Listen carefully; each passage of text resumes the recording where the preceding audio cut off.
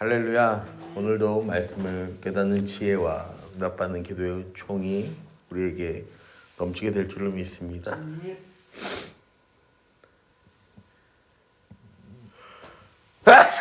우리 말씀은 이렇게 시작합니다. 요셉이 시종하는 자들 앞에서 그 정을 억제하지 못하여 소리질러 모든 사람을 자기에게서 물러가라 하고. 지금 요셉의 감정이 북받치는 거죠.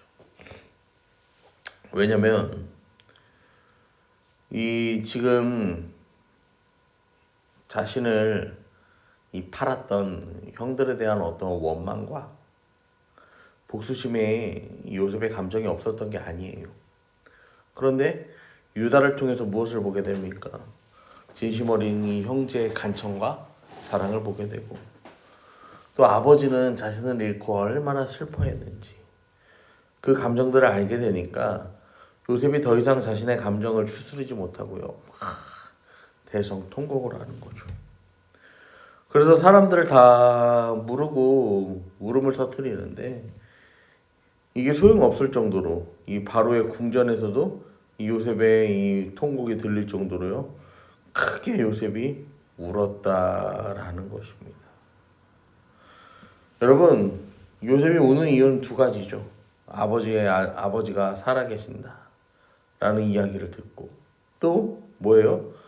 이 하나님의 은혜에 대한 감사함과 감정이 폭받쳐서 이 요셉은 그 자기의 감정을 통제하지 못하고 눈물을 흘리는 거죠.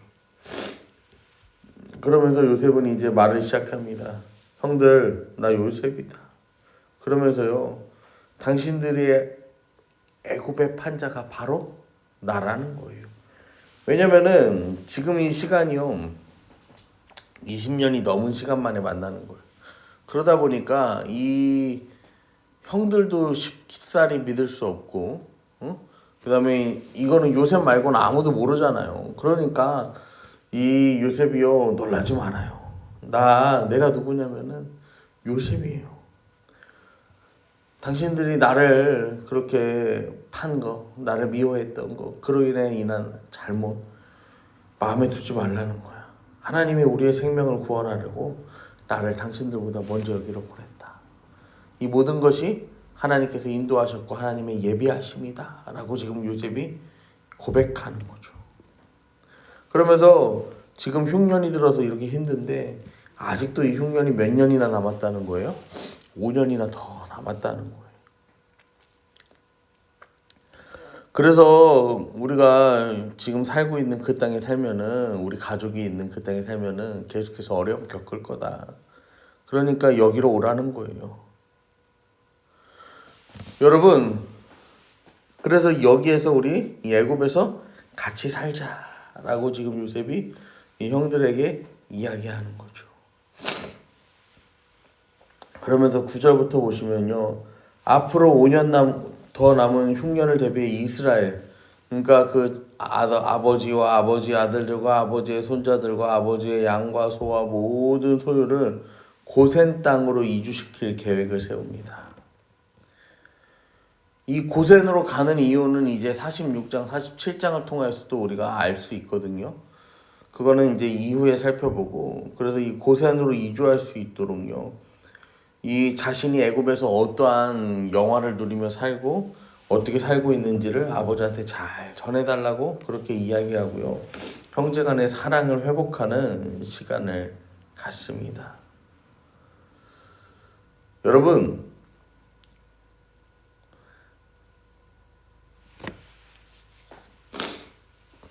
요셉의 인생이요, 이제는 조금 어떻게 되는 거예요? 평안함으로 접어드는 모습을 우리가 보게 되는 거죠. 여러분, 그런데요, 재밌는 건요,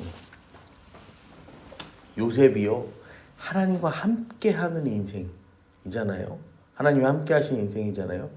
근데 언제부터 하나님이 요셉의 인생에 함께 하셨냐면요, 노예로 팔려서 보디발의 집에서 일하기 시작하면서부터 하나님이 그와 함께 하셨다라고 성경은 말해요. 그 이전의 삶에는요, 믿음의 가정에서 태어나서요, 믿음의 사람으로 자라난 것 같지만요, 하나님이 동행하지 않으셨다 거예요. 어제도 제가 이렇게 저는 집에 있고 이제 아이들이 엄마랑 같이 나가서 놀았어요. 밖에 나가서 오후 시간에 이제 노는데 전화가 오는 거예요. 전화가 오는데 전화를 하니까 예모가 혹시 집에 들어왔니?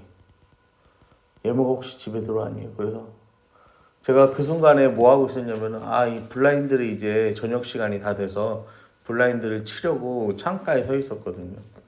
그래서 딱 밖을 보니까 예모가 어떤 여자애랑 저기 그 중앙광장에 카페에 있는 데로 막 뛰어가는 그 뒷모습을 제가 봤어요.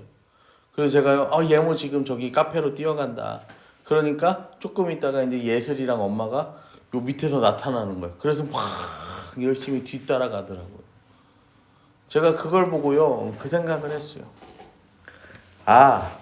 하나님께서 우리와 함께 하신다는 거. 조금 성격은 다르지만 우리가 어디로 가든지 무엇을 하든지 간에요, 하나님의 눈에서 벗어날 수 없는 거야. 그리고 우리가 이 길로 가고 우리가 저 길로 가면 하나님께서 성령을 통하여서 어떻게 하는 거예요? 우리와 함께 하시는 그 모습을 봐요. 그런데 이제 이 사람의 보살핌과 하나님의 보살핌의 궁극적 차이가 뭐냐면요, 저는 그걸 봐도요, 제가 직접적으로 어떻게 할 수 있는 당장의 능력이 없어. 왜냐면 엘리베이터를 불러서 타고 내려가서 그 쫓아가서 얘가 여기에 아직도 있을 거라는 믿음의 확신이 가질 수가 없잖아요. 그리고 사람을 시켜서 뒤쫓아가도요, 이 사람이요 그 속도를 따라갈 수가 있어요? 없죠. 그런데요, 우리 하나님은 다르시다는 거죠. 우리 하나님은요, 언제 어느 순간이든지 간에요, 우리를 지켜보실 수 있어요. 그리고 예모가 이렇게 가는데 저쪽 카페 쪽으로 가니까 나무에 가려서 이제 예모가 안 보이는 거야. 언뜻 예모가 노란 티를 입고 나갔는데 이 노란색 옷이 이렇게 왔다 갔다 하는 모습만 보이는 거야. 그래서 나중에 이제 이걸 알고 보니까 어제 친구를 새로 사귀었는데 친구를 새로 사귀어서 걔랑 노는데 둘이 놀다가 예모가 그랬대, 걔한테. 내가 맛있는 거 있는데 알려줄게. 그러고서요, 막 거기를 뛰어가고 거기서 예모가 좋아하는 이제 크룽지라는 게 있어. 크로플을 누룽지 마냥 바삭하게 굽는 게 있거든요. 그래서 둘이서 거기서 그걸 사 먹었대. 이제 그 여자의 엄마는 어찌저찌 따라가서. 여러분, 요셉의 인생이 그랬던 거죠. 요셉의 인생이. 아버지가요, 아무리 자기 눈에 두고요, 막 요셉을 지키고 보살핀다 한들 뭐가 있어요? 허점이 있어. 구멍이 있어. 이 CCTV가 아무리 깔려 있어도 CCTV에 사각이라는 게 존재하는 것이거든요. 사람의 힘으로는요, 아무리 그 인생을요 완전하게 하려고 해도요, 뭐가 있는 거예요? 구멍이 있는 거예요. 그래서 그거를 온전하게 세울 수가 없어. 그래서요, 사람의 힘으로는 온전하게 할 수 없는 어떤 사건을 통하여서요, 요셉은 그게 애굽의 노예로 팔려가는 거였죠. 우리의 인생도 마찬가지예요. 어떠한 사건, 인생의 터닝 포인트가 되는 그 사건을 통하여서 우리는요, 그 과정에서 누구를 만나는 거예요? 하나님을 만나게 되는 거예요.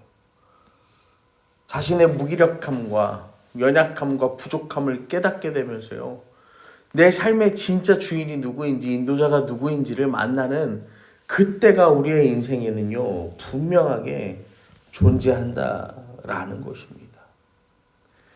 요셉이 지금 그걸 깨달은 거예요. 하나님이 자기 자신을 애굽의 총리로 세워주신 이유를요, 총리가 되고 나서 9년이 되는 순간에 자신을 팔아넘긴 형들을 만난 그 시점에요, 이스라엘을 기근으로부터 구원하시고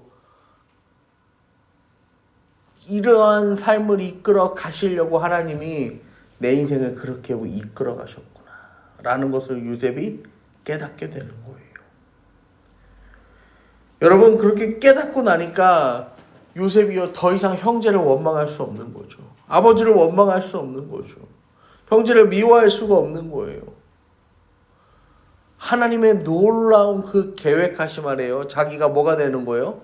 이 선한 도구가 되고 통로가 된 것을 깨달으니까요. 여러분, 하나님께서요, 이 땅에요, 예수님을 먼저 보내주셨어요. 그래서 우리를 구원해 주셨어요. 여러분, 우리를 향한 하나님의 그 섭리는 뭡니까? 우리를 이 땅에 먼저 보내시고 이 땅에 먼저 하나님의 사람으로 삼아주신 이유가 뭐예요?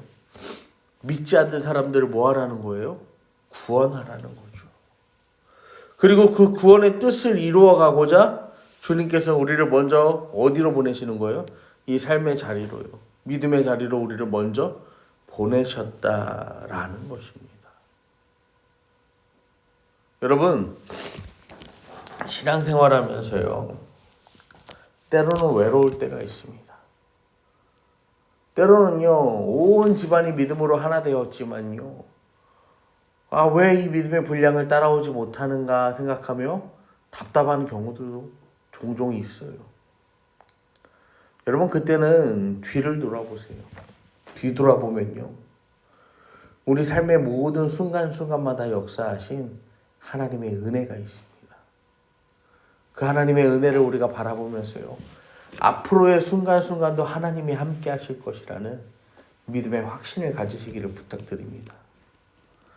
그렇게 믿고 우리가 그 하나님께서 허락해 주신 삶의 자리에서 부모를 사랑하고 형제 자매를 사랑하고 이웃을 사랑하며 서로를 사랑하며 살아갈 때 우리의 삶은 날마다 하나님이 인도하시는 그 복된 삶의 자리가 될 것임을 여러분 믿으시기를 간절히 축원합니다.